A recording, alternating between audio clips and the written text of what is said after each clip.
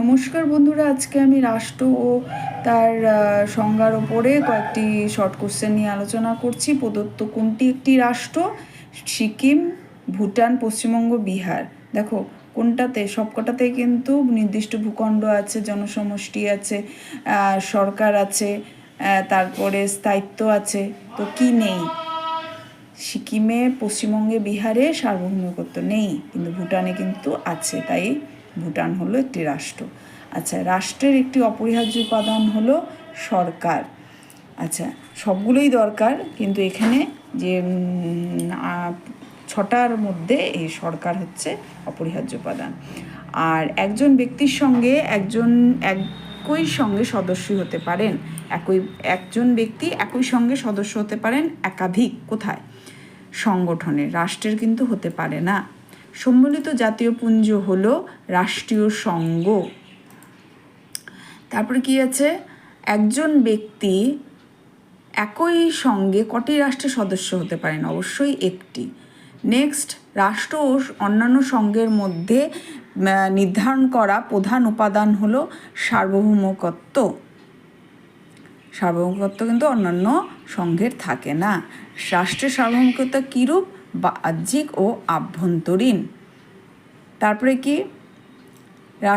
রাষ্ট্র শ্রেণী শোষণের যন্ত্র মাত্র কথাটি কে বলেছেন?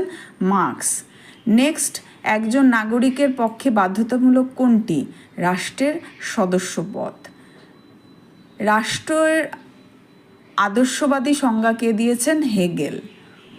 নেক্সট কোশ্চেন, 1947 খ্রিস্টাব্দে 15ই আগস্টের পূর্বে ভারত ছিল ঔপনিবেশ।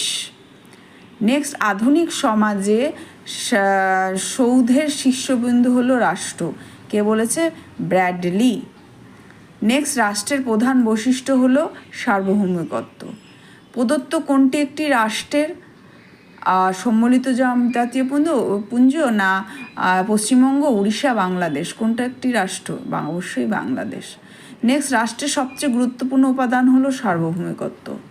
নেক্সট, রাষ্ট্র একটি স্বয়ংসম্পূর্ণ সর্বোচ্চ মানবিক সংস্থা, যার লক্ষ্য সর্বোচ্চ মঙ্গল সাধন করে। কথাটি কে বলেছেন? অ্যারিস্টটল। প্রদত্ত কোনটি সার্বভৌম রাষ্ট্র? বাংলাদেশ। নেক্সট কোশ্চেন, রাষ্ট্র হলো পৃথিবীতে ভগবানের পদক্ষেপ। কথাটি কে বলেছেন? হেগেল।